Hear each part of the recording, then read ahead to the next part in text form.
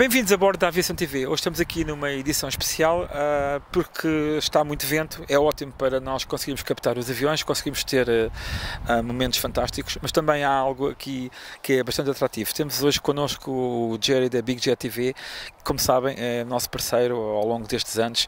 Temos tido uma aliança fantástica e claro que não podíamos deixar hoje de fazer uma entrevista, visto que ele, a nosso convite, portanto, está cá em Portugal. Portanto, podem seguir o live stream da Big Jet TV.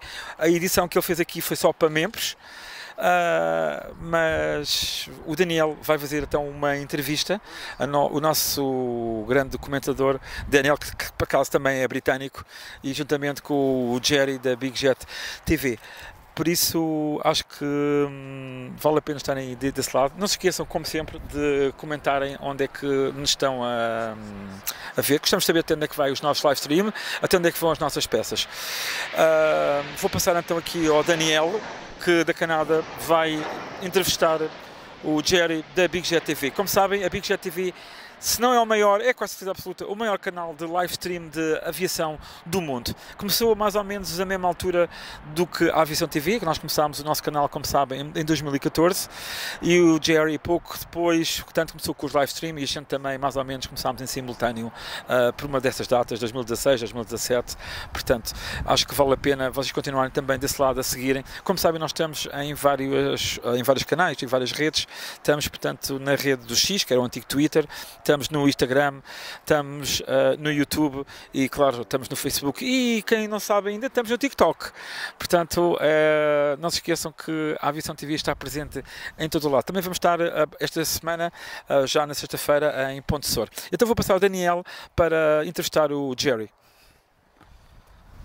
Hola guys, what's hard? So I'm interrupting you. We've got A330 Neos on the move. So what I want to do is ask some questions. I know we've been going almost the same amount of time. Bit of a debate over who's first. But so in your opinion, in terms of what we do you have an opinion on what sort of impact you think it has on sort of airports? So I'm thinking more like, you know, spotters and security and things like that.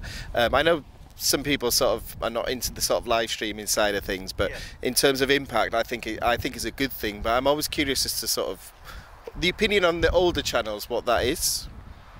Well, are you talking about the relationships that we have with airports? Yeah, we've. I mean, really, Heathrow is our bread and butter. Obviously, it's where we film twice a week. All our domestic stuff is out of Heathrow. We do stuff, military stuff as well, at Coningsby and places like that, and Lake and Heath. But the key in what we're doing here is because we run it as a business, and we obviously are. I have a very strong sort of like business past, you know, and so in terms of creating relationships, professional relationships with the airports and the communities around the airports, in terms of the police, the security teams, the airport themselves. We've spent a long time over the years, and only just got to the point where the Heathrow, obviously, as it's an international airfield, have granted us permits based on how long we've now been established, you know, and how well we've behaved over the years, you know. And you know, we always show them in a good light, which is, you know, I mean, obviously, you know, problems happen, and you can't blame an airport. And I know, especially I know one thing that I love watching is the support for the pilots. They do a heroic job, and that's one thing that you always emphasise as well. So one thing that I do want to ask as well, you talked just about delays there. So a lot of people criticise Lisbon in terms of delays and things. What's your opinion on that in terms of the trend in Europe, or do you see one? It's a knock-on effect, isn't it? You know, I mean, the problem that a lot of places are having at the moment, as we speak, are air traffic control, in terms of personnel. When somebody doesn't turn up to work, that has a knock-on effect. When an aircraft is delayed, that has a knock-on effect. So everything has a knock-on effect. If a vehicle goes down, they can't tow it back, you know, they're going to have to wait half an hour because they haven't got a spare tug to push the aircraft back, and that's a delay. It might miss its slot, you know. So it's just when you complain to an airline, really, it could be the handlers. It could be the caterers didn't get there in time. The aircraft arrived late from its its previous. So it's they deserve a break, the airports themselves, because and when you consider what they do achieve, it's a city over there.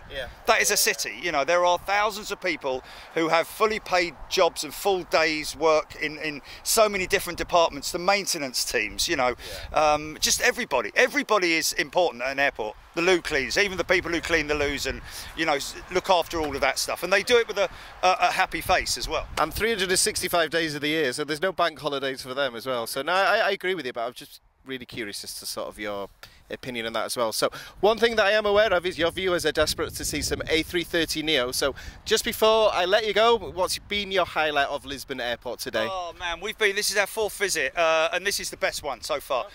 I arrived here last night. It was quite late. The flight was delayed. We won't go on about that because that's a multitude of things. And an hurricane as well. Yeah. And so we did hear that there were going to be some wind. There was going to be quite high winds, but we didn't hear in terms of rain. Now, as far as I'm concerned, for filming, I love the wet. Because I like wet and wind. I don't really like the two combined. I like rain because it creates a water surface, and therefore you get all the wash from the engines, and you get to see everything in action. In low vis conditions as well, where they come out through the clouds. Today we had crosswinds, which was the whole thing delivered us, and look at it now. It's beautiful.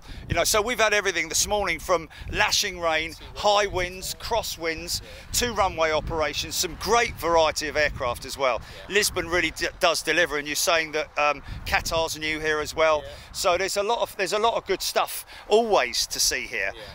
So we'll definitely be back. I regularly say to Jilly when I get to somewhere, sometimes it's, I don't know if this is going to work, this doesn't look, when I arrived at Anchorage, the last show that I did at Anchorage, when I turned up and I looked out there, it was like, oh, mate, there's nothing here, and then it just fills up within minutes, so you never have to worry. And places like this, it's always a little bit of a risk, some people think, but now, far from it. The locals have been great as well. Really appreciate how nice the locals have been. There was a fella here from Heathrow. He was here earlier. He's off to Fung Shao or whatever.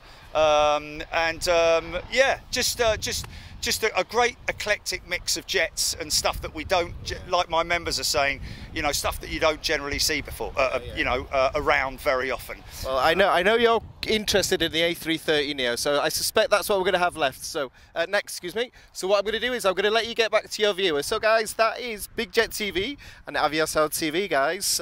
Join us again soon, guys. Nice to see you, Jerry. I'll be chatting with you in a minute. And boa tarde, guys. I'll see you all soon, and take care. I hope I'm not squinting too much. Boa tarde. Muito obrigado.